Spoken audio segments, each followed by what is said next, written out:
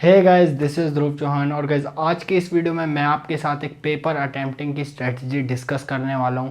और गाइस, आज की ये वीडियो बहुत ही ज़्यादा इंपॉर्टेंट है जेईई 2022 या फिर 2023 के एस्पिरेंट्स के लिए, क्योंकि गाइस आप किस तरीके से पेपर को अटैम्प्ट करते हो इस पर आपके बहुत ज़्यादा मार्क्स डिपेंड करते हैं।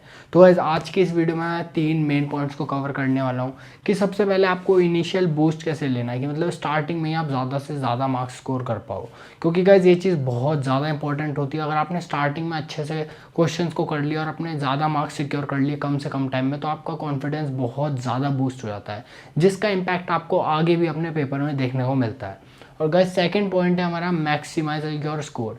तो गाइस, किस तरीके से आप लोग अपने स्कोर को मैक्सिमाइज कर सकते हो, यानी कि किस तरीके से आपको पेपर को अटैम्प्ट करना चाहिए, ये सारी चीज़ें मैं बताऊंगा इसमें आपको। और तीसरा पॉइंट गाइज, ये बहुत ज़्यादा इंपॉर्टेंट है और ये यूट्यूब पे ज़्यादातर लोगों ने कवर नहीं करा, ये है वर्स्ट कंडीशंस। गाइज, कभी कभार ऐसी कंडीशन क्रिएट हो जाती हैं, आप जब पेपर अटैम्प्ट कर रहे होते हो, आपसे बैक टू बैक क्वेश्चन नहीं हो रहे होते, या फिर आप काफ़ी सारा टाइम वेस्ट कर देते हो, तो इसमें आपको क्या करना चाहिए, इसमें मैं आपको ये बताने वाला हूँ। तो गाइज, आज की वीडियो बहुत ही ज़्यादा इंपॉर्टेंट है और काफ़ी मतलब मैं सोच समझ के सारे फैक्टर्स को कंसिडर करके ये वीडियो बना रहा हूँ। तो वीडियो गाइज लाइक ज़रूर कर देना। तो चलो गाइज, वीडियो को स्टार्ट करते हैं। तो गाइस, वीडियो में आगे बढ़ने से पहले अगर आप लोग एक ऐसी रिसोर्स ढूंढ रहे हो जहां से आप अपने मॉक टेस्ट की अच्छे से प्रैक्टिस कर सको, और आज जो भी मैं आप लोगों के साथ स्ट्रेटजी डिस्कस करने वाला हूं, जो भी मैं आप लोगों को टिप्स देने वाला हूं, उन्हें इम्प्लीमेंट करके देख सको, तो गाइस ओसवाल बुक्स की तरफ से काफ़ी अच्छी बुक आई है। इस बुक में गाइज आपको 15 मॉक टेस्ट मिल जाएंगे आपके जेईई मेंस से रिलेटेड, और गाइज आपको 4 प्रीवियस ईयर के क्वेश्चन भी मिल जाने वाले हैं कम्प्लीटली सॉल्व्ड। तो गाइज, इस बुक में आपको 15 तो मॉक टेस्ट मिलने वाले हैं, उनकी आंसर की मिलने वाली है, और डिटेल्ड सॉल्यूशन के लिए क्यूआर कोड मिलने वाला है, जिसको अगर आप स्कैन करोगे तो आपको एक एक क्वेश्चन का डिटेल्ड सॉल्यूशन मिल जाएगा। और गाइज, इस बुक में आपको माइंड मैप भी दिया है हर चैप्टर से रिलेटेड, ताकि आप एक ही पेज में हर चैप्टर का मतलब समराइज कर सको, उसे रिवाइज कर सको। तो गाइज, इसके लिए इसमें आपको माइंड मैप भी दिए हुए हैं। तो अगर आप लोग इस बुक को परचेज करना चाहते हो तो आपको लिंक डिस्क्रिप्शन में मिल जाएगा, वहाँ से आके आप इस बुक को ले सकते हो। तो चलो गाइज, अब आगे वीडियो को कंटिन्यू करते हैं। तो गाइज, चलो अब हम इस स्ट्रेटजी को डिस्कस करना स्टार्ट करते हैं। तो गाइज, सबसे पहली और एक काफ़ी इंपॉर्टेंट चीज़ आपके पेपर में ये होती है कि आप कौन से सब्जेक्ट से उसे सॉल्व करना स्टार्ट कर रहे हो। गाइज, अगर आपने एक सही सब्जेक्ट से अपने पेपर को सॉल्व करना स्टार्ट करा ना, तो आप डेफिनेटली काफ़ी अच्छा स्कोर ला सकते हो, क्योंकि गाइज आपको स्टार्टिंग में काफ़ी अच्छा बूस्ट मिल जाता है। तो ये चीज़ बहुत ज़्यादा इंपॉर्टेंट होती है कि आप कौन से सब्जेक्ट से उसे स्टार्ट कर रहे हो। तो अब आप लोग पूछोगे भैया कौन से सब्जेक्ट से स्टार्ट करें, ये कैसे पता चलेगा। तो गाइज, अभी मैंने फर्स्ट पॉइंट पे ये चीज़ लिखी है, स्ट्रॉन्ग और केमिस्ट्री। तो गाइज, ये स्ट्रॉन्ग तो ये है कि आप में से कुछ लोगों को गाइज एक सब्जेक्ट बहुत ज़्यादा स्ट्रॉन्ग होता है, कि उन्हें पता होता है कि मतलब इसके क्वेश्चन तो मैं कर ही दूंगा, तो उनको ज़्यादा सोचने की ज़रूरत नहीं है, उन्हें अपने स्ट्रॉन्ग सब्जेक्ट से ही करना है। अब वो तीनों में से कोई सा भी सब्जेक्ट हो सकता है। अगर आपका एक सब्जेक्ट बहुत ज़्यादा स्ट्रॉन्ग है ना, तो आप उसी से स्टार्ट करो, क्योंकि स्टार्टिंग में हमारे क्वेश्चन बनने चाहिए एग्जाम में, तभी हमारे कॉन्फिडेंस बूस्ट होता है और तभी हम आगे के क्वेश्चन और अच्छे से कर पाएंगे। क्योंकि अगर स्टार्टिंग में क्वेश्चन नहीं हुए ना, तो गाइस एक डिमोटिवेशन सी आ जाती है और हमारा मतलब आगे भी हमसे क्वेश्चन नहीं होने लगते फिर। तो इसलिए हमें स्टार्टिंग का क्वेश्चन ज़रूर सही करने हैं। तो इसलिए अगर आपका एक सब्जेक्ट बहुत स्ट्रॉन्ग है तो आप उसी से अपना पेपर स्टार्ट करना। अब मैंने और में केमिस्ट्री क्यों लिखा है, क्योंकि गाइस ज़्यादातर बच्चों की फिर यही कंडीशन होती है कि भैया मेरे तो तीनों सब्जेक्ट सेम से ही लेवल पे हैं, या फिर थोड़े बहुत ही ऊपर नीचे हैं। तो मैं आपको यही कहूँगा, अगर आपकी केमिस्ट्री सही है ना, तो गाइस डेफिनेटली आप अपने केमिस्ट्री से स्टार्ट करो, क्योंकि इसमें इनऑर्गेनिक और ऑर्गेनिक दो ऐसे पार्ट हैं जो आपका स्कोर गाइस बहुत ज़्यादा बूस्ट करवाते हैं। तो केमिस्ट्री गाइस मतलब बहुत सही चीज़ है, मतलब आप 10 से 15 मिनट में गाइस 50 मार्क्स स्कोर कर सकते हो। अब आप में से कई लोगों को यकीन नहीं हो रहा होगा, बट गाइस ये चीज़ बिल्कुल प्रैक्टिकली पॉसिबल है। अगर आपने केमिस्ट्री अच्छे से कर रखी है ना, तो आप ये चीज़ कर सकते हो, क्योंकि ज़्यादा आपको कुछ सोचना ही नहीं है, फैक्ट्स है गाइस, आपको पता होती हैं वो सब चीज़ें, या फिर रिपीटेड क्वेश्चंस भी गाइस केमिस्ट्री में बहुत ज़्यादा होते हैं। तो इसलिए केमिस्ट्री में मार्क्स स्कोर करना स्टार्टिंग में और कम मार्क्स में कम टाइम में स्कोर करना बहुत आसान होता है। तो इसलिए अगर आपको नहीं पता कि मतलब आपके तीनों सब्जेक्ट सेम से ही लेवल पे हैं, या फिर थोड़े बहुत ही ऊपर नीचे हैं, और केमिस्ट्री आपका सही है, तो आप केमिस्ट्री से स्टार्ट कर देना। बाकी अगर आपका एक सब्जेक्ट बहुत ज़्यादा स्ट्रॉन्ग है, तो गाइज आप उसी से स्टार्ट करना। गाइज, अब हम आते हैं अपने सेकंड पॉइंट पे कि आपको क्वेश्चंस को किस तरीके से सिलेक्ट करना है। अब मैंने लिखा है यहाँ पे डुएबल और डाउट। तो गाइज, डुएबल क्वेश्चंस वो हैं जो आपको लग रहा है ईजी हैं, या फिर आपने उस टाइप के करे हुए हैं, आपको पता है कि आप ये कर लोगे। तो आपको उन्हीं क्वेश्चंस को करना है जिनमें आपको डाउट है कि मतलब ये कोई नए टाइप का क्वेश्चन है या फिर ये मेरे से नहीं हो पाएगा। आपको काफ़ी फीलिंग आ जाती है क्वेश्चन को पढ़ के या फिर थोड़ा सा देख के ही। तो गाइज अगर आपको लग रहा है क्वेश्चन आपसे नहीं होगा या फिर कोई नए टाइप का है तो उसको मत करना, स्टार्टिंग में उसको छोड़ देना। मार्क फॉर रिव्यू का ऑप्शन होता है, वो उस पर क्लिक कर देना। स्टार्टिंग में हमें सिर्फ वो क्वेश्चन करने हैं जो हमें पता है कि हम कर लेंगे या फिर बहुत ईजी से हैं, तो उन्हें ही हमें करना है। तो इसलिए हमें वही क्वेश्चन करने हैं जो हम कर सकते हैं स्टार्टिंग में, क्योंकि गाइज जैसे कि मैंने पहले भी बताया ये बहुत ज़्यादा इंपॉर्टेंट होता है कि स्टार्टिंग का जो टाइम है ना आप वो सही क्वेश्चन में दो, ताकि आप उस क्वेश्चन को जब कर लो तो आपको एक कॉन्फिडेंस में बूस्ट मिले कि हाँ ये क्वेश्चन मेरे से हो गया। अगर आपने उस पर 5 मिनट बर्बाद कर दिया और फिर भी नहीं हुआ ना गाइज, तो डीमोटिवेशन बहुत ज़्यादा आ जाती है, पेपर में टेंशन बहुत ज़्यादा बढ़ जाती है हमारी। इसलिए हमें स्टार्टिंग में सिर्फ उन्हीं क्वेश्चंस को जल्दी जल्दी करना है जो हमें पता है कि हम कर लेंगे और या फिर काफ़ी आसान से क्वेश्चन है, तो उन्हीं क्वेश्चन को करना। गाइज हमारा थर्ड पॉइंट है फिर एक्यूरेसी और स्पीड। तो इसमें गाइज मैं आपको यही कहूँगा, कई बच्चे पता है स्टार्टिंग में ये माइंडसेट लेके जाते हैं कि मतलब मुझे तो बहुत जल्दी जल्दी क्वेश्चन करने हैं। तो गाइज ये माइंडसेट लेके मत जाना। जैसे कि मैंने आपको बताया, या तो आप अपने स्ट्रॉन्ग सब्जेक्ट से करो या फिर केमिस्ट्री से करो। तो अगर आप अपने स्ट्रॉन्ग सब्जेक्ट से स्टार्टिंग कर रहे हो ना पेपर की, और चाहे स्टार्टिंग में आप थोड़े धीरे हो, पर जैसे जैसे आपसे क्वेश्चन होने लगेंगे ना आपके कॉन्फिडेंस में बूस्ट आएगा, फिर आपकी स्पीड अपने आप इंक्रीज होने लगेगी। तो आपको हमेशा गाइज अपनी एक्यूरेसी पे ज़्यादा ध्यान देना है। अब मैं ये नहीं कह रहा हूँ बहुत धीरे करना है, एक मीडियम स्पीड में रखना। मतलब ये सोच के दिमाग में मत जाना कि बहुत जल्दी जल्दी करना है, क्योंकि उसके चक्कर में आपसे क्वेश्चन नहीं होंगे, फिर फ्रस्ट्रेशन और टेंशन गाइज बहुत ज़्यादा बढ़ जाएगी जो आगे के क्वेश्चन भी नहीं होने देगी।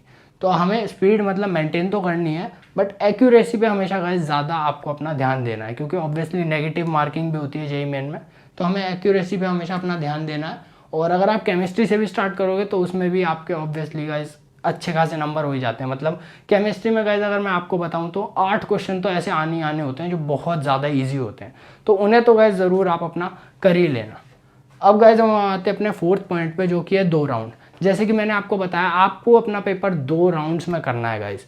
पहला राउंड तो यही होगा जिसमें आपको सिर्फ वो क्वेश्चन करने हैं जो आपको लगता है कि आप कर सकते हो या फिर बहुत ज़्यादा ईजी हैं, तो उसी टाइप के क्वेश्चन करने हैं। सेकेंड राउंड में जो हमने मार्क फॉर रिव्यू कर दिए थे उस टाइप के क्वेश्चन को आपको करना है।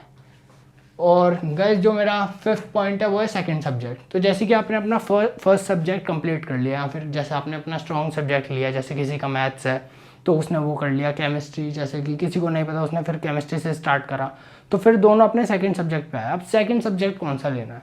अब सेकंड सब्जेक्ट वो लेना है जो आपका सेकंड स्ट्रॉन्गेस्ट सब्जेक्ट है।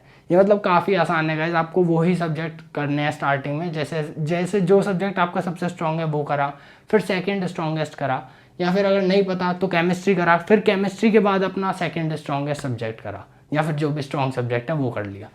तो उसके बाद गाइज आपने अपने उस सब्जेक्ट को करा, उसमें भी फिर यही सारे पॉइंट की डुएबल क्वेश्चंस करने हैं। एक्यूरेसी पे भी मतलब ज़्यादा ध्यान देना अपनी, ये नहीं कि बहुत जल्दी जल्दी लगे पड़े, आराम से रीड करके क्वेश्चंस को करना है। स्पीड अपने आप आपकी बनती चली जाएगी जैसे जैसे आप क्वेश्चन करोगे और आपको बूस्ट आता है गाइज। क्वेश्चन जब आप एग्जाम में सही करते हो ना तो अपने आप ही कॉन्फिडेंस में बूस्ट आता है, तो स्पीड अपने आप इंक्रीज होती जाएगी। और गाइज इसके बाद फिर अपने वीकेस्ट जो तीसरा है, इसमें हमें ज़्यादा टाइम वेस्ट नहीं करना। मतलब जो आपको पता है ना कि आप क्वेश्चन कर सकते हो, इसमें बहुत स्पेसिफिक रहना। जो सब्जेक्ट आपका वीक है, अगर बहुत ज़्यादा वीक है ना तो स्पेसिफिक रहना, जो क्वेश्चन आपको पता है आप कर सकते हो, सिर्फ उन्हीं को जल्दी जल्दी करना। फर्स्ट राउंड में हमें टाइम बिल्कुल भी वेस्ट नहीं करना है। इसके बाद गाइज हमारा सेकेंड राउंड स्टार्ट होता है। तो सेकंड राउंड में गाइज अब कुछ ऐसे क्वेश्चन होंगे जो आपको लगता होगा कि यार ये मैं कर भी सकता हूँ या फिर नहीं भी हो सकते, मतलब थोड़ा डाउट होता है कुछ क्वेश्चंस में। तो सिर्फ उन क्वेश्चन को करना है आपको सेकंड राउंड में। जो कुछ क्वेश्चन ऐसे होते हैं कि हमें पता होता है कि हमसे नहीं होंगे, तो उनमें टाइम बिल्कुल वेस्ट मत करना, एक्सपेरिमेंट मत करना। जो आपको पता है कि हाँ यार ये हो सकता है, मुझे इनका तरीका पता है, इस तरीके से होगा, तो उन क्वेश्चन को अटेम्प्ट करना आप अपने सेकेंड राउंड में। इसी तरीके से अपना पहले स्ट्रॉन्ग या केमिस्ट्री या जो भी सब्जेक्ट आप इनमें से चुन रहे हो उसको करना है, फिर अपना सेकंड स्ट्रॉन्गेस्ट सब्जेक्ट, फिर वीक, फिर इसी तरीके से करना है। फिर अगर आप पे टाइम बचता है तो उन क्वेश्चंस को करना है जो मतलब बहुत हार्ड है या फिर बिल्कुल आपको नहीं आया उनका आइडिया, तो फिर उन्हें ट्राई करना है आपको। तो इस तरीके से अगर आप 3 राउंड्स में करोगे, या फिर मतलब वैसे तो 2 राउंड ही सफिशिएंट है, तीसरा कोई राउंड नहीं होता, मतलब उसमें तो सिर्फ हम थोड़ा ट्राई कर रहे होते हैं चीज़ों को करने की। बाकी मेन तो ये 2 ही राउंड होते हैं। सबसे पहले सिर्फ वो क्वेश्चंस करने हैं जिन पर आप पूरे कॉन्फिडेंट हो या फिर बहुत ईजी हैं, तो उनको कर देना है। सेकंड में फिर जिनको आपको लगता है कि हाँ यार ये मैं कर सकता हूँ, तो इनमें टाइम बहुत ज़्यादा लग सकता है मुझे, या फिर थोड़ा सा डाउट है, तो उनको हमें सेकंड राउंड में करना है। फिर थर्ड में तो वही जो भी बहुत हार्ड क्वेश्चन है, आपको लग रहा है कि आप नहीं कर पाओगे, बट उनको फिर एक बार ट्राई कर लेना है। अब गाइज हम चलते हैं इस वीडियो के बहुत ज़्यादा इंपॉर्टेंट पार्ट पे कि अगर आपसे क्वेश्चंस नहीं हो रहे हैं एग्जाम में बैक टू बैक स्टार्टिंग में, या फिर आपने बहुत टाइम वेस्ट कर दिया है, तो इन चीज़ों को किस तरीके से टैकल करना है। तो गाइज अब मैं इस वीडियो का एक काफ़ी इंपॉर्टेंट पार्ट डिस्कस करने वाला हूँ कि जब आपसे स्टार्टिंग के 3 से 4 क्वेश्चन ही ना हो एग्जाम में, या फिर आप एक ही क्वेश्चन पे बहुत टाइम वेस्ट कर दो, तो गाइज ये दोनों बहुत ही गंदी कंडीशंस होती हैं। बट गाइज जब हम अपने एग्जामिनेशन में पेपर को स्टार्ट कर रहे होते हैं और हमसे स्टार्टिंग में ही 3 से 4 क्वेश्चन ना हो, तो गाइज मतलब इतने ज़्यादा नेगेटिव थॉट्स आते हैं ना। मेरे साथ ये हो चुकी है फर्स्ट अटैम्प्ट में, इसलिए मुझे पता है। मतलब लिटरली उस टाइम पे हमें दिखने लगता है कि यार मतलब मेरे से कुछ नहीं होगा, मेरा तो पूरा पेपर बर्बाद है, अब मुझसे कुछ नहीं हो पाएगा। और लिटरली मतलब रोने वाली हालत हो जाती है कि यार पूरी मेहनत बर्बाद हो गई और मतलब अब मेरा कहीं सिलेक्शन नहीं होगा। मतलब बहुत सारे नेगेटिव थॉट्स आते हैं। तो उस टाइम पे गाइज मैं आपको एक ही एडवाइस दूंगा, आपको काम रहना है। क्योंकि जेईई मेंस ऐसा एग्ज़ाम है कि जो सिर्फ ये चीज़ टेस्ट नहीं करता आप में कितनी नॉलेज है, आप कितने पढ़े हुए हो, आप कितने क्वेश्चन सॉल्व कर सकते हो, यही सिर्फ टेस्ट नहीं होता।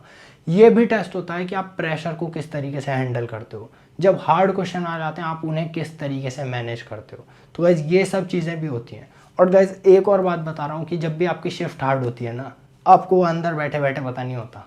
जब आप एग्जामिनेशन से बाहर आते हो तब आपको वो सब चीज़ें पता चलती हैं कि ये शिफ्ट हार्ड थी, फिर ये पर्टिकुलर सेक्शन इस शिफ्ट का बहुत हार्ड था। जैसे पिछली बार 2021 में मैथ्स का कुछ शिफ्ट में बहुत ही ज़्यादा हार्ड था सेक्शन। तो ये उन बच्चों को बाहर आके ये वाली बात पता चली, और जिनका मैथ्स स्ट्रांग होगा उन्होंने उससे स्टार्ट करा होगा, तो उनको स्टार्टिंग में ही मतलब काफ़ी डिमोटिवेशन आ गया होगा। तो ऐसे टाइम पे गाइस एक चीज़ बहुत ज़्यादा इंपॉर्टेंट होती है कि या तो आप अपना ऑर्डर चेंज कर दो, जैसे आप स्टार्टिंग से कर रहे हो आप रिवर्स से कर दो, या फिर आप अपना सब्जेक्ट ही चेंज कर दो। यही दो ऑप्शंस होते हैं गाइज, इनसे आपका पेपर बैलेंस हो जाएगा दोबारा। और गाइज एक और चीज़ कि जब क्वेश्चन आपसे नहीं हो रहे ना बैक टू बैक, तो आपको डिमोटिवेशन तो होना ही नहीं है। आपको ये चीज़ सोचनी है, अब यहाँ पे ज़्यादातर बच्चे मतलब कंफ्यूज हो जाएंगे, या फिर कंफ्यूज कह रहा हूँ, नर्वस हो जाएंगे। क्योंकि गाइज कईयों में मतलब अगर आप वो पर्टिकुलर सेक्शन हार्ड है आपके मतलब मैथ्स का, तो वो सबके लिए हार्ड है फिर। तो वो अब जब उनसे वो क्वेश्चन नहीं होंगे तो वो नर्वस होने लगेंगे, उनसे आगे के क्वेश्चंस में भी वो चीज़ इम्पैक्ट डालेगी। तो आपको ये चीज़ अपने साथ नहीं होने देनी है, और आगे आप इसी तरीके से अपने कंपटीशन को बीट करोगे, यही सोच के आपको अब आगे के क्वेश्चंस को करना है। क्योंकि उनमें ज़्यादातर बच्चे अब नर्वस रहेंगे, परेशान रहेंगे एग्ज़ाम के अंदर। तो आपको इस बात की टेंशन नहीं लेनी है। अब आपको कंपटीशन से आगे निकलने का मौका मिल चुका है। अब आपको आगे के जो इजी क्वेश्चंस हैं उन्हें अच्छे से करना है। क्योंकि गाइस एग्जामिनेशन चाहे मतलब कितनी भी हार्ड शिफ्ट हो, उसमें ईजी क्वेश्चंस हमेशा होते हैं। बट हम लोगों का यही होता है, हमने हार्ड क्वेश्चन देखे, हमारी हालत हो गई बुरी। अब हम मतलब अंदर से विल ही नहीं बचती कि अब मतलब आगे के भी क्वेश्चन ढंग से कर ले, मतलब चाहे वो ईजी भी होंगे ना, हमें हार्ड लगने लगेंगे।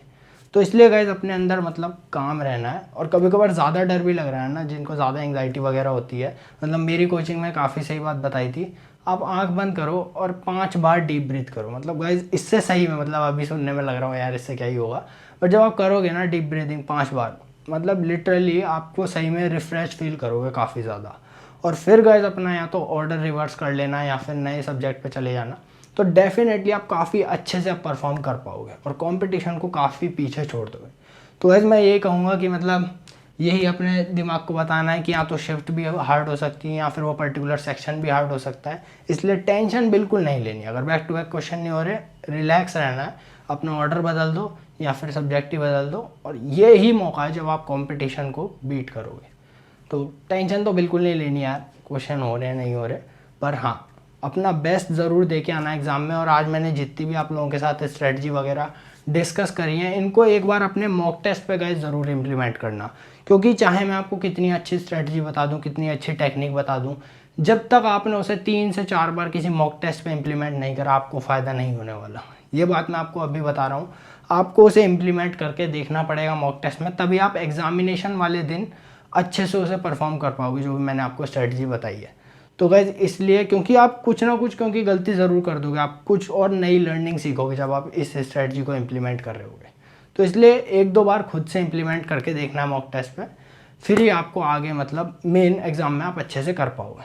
तो गाइज चलो आज की वीडियो में सिर्फ इतना ही। अगर वीडियो अच्छी लगी हो तो लाइक कर देना, चैनल पर नया हो तो सब्सक्राइब कर देना, कुछ भी आपका सजेशन हो तो मुझे कमेंट सेक्शन में बता देना। और अगर हाँ आप लोगों को मॉक टेस्ट के लिए कोई बुक लेनी है तो ओसवाल की बुक तो मैंने आपको सजेस्ट कर ही दी थी, आप इसे भी ले सकते हो, लिंक डिस्क्रिप्शन में गिवन है। तो चलो गाइज मैं मिलता हूँ आपसे नेक्स्ट वीडियो में, तब तक के लिए आप लोग मेहनत करते रहो और गाइज फोड़ते रहो।